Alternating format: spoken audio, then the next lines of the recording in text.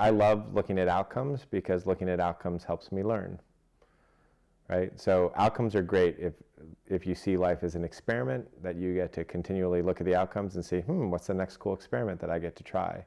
But when you think that the outcome is going to make you happy, you're fucked. Life sucks. There's a belief system that the outcome will make us happy. Imagine right now that it was impossible for you to believe that an outcome could make you happy, any outcome. It's just impossible.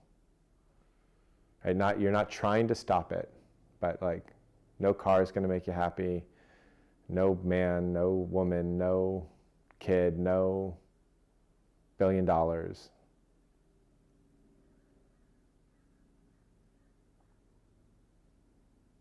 Like, what's left?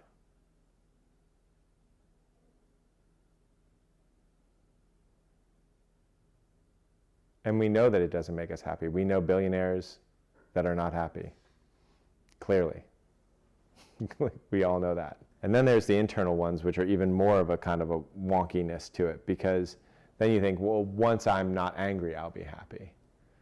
Once I, can always be happy, I'll be happy, which is kind of silly, right? Once I'm smart enough, once I'm in control enough, I'll be happy. But none of that works either, except happiness, obviously. But even that's the reverse, because it's not how do you get happy, it's how do you get happy with being unhappy is far more of the way to look at it. It's not being happy all the time, it's how do I get happy with being, how do I see the joy in all expressions of life?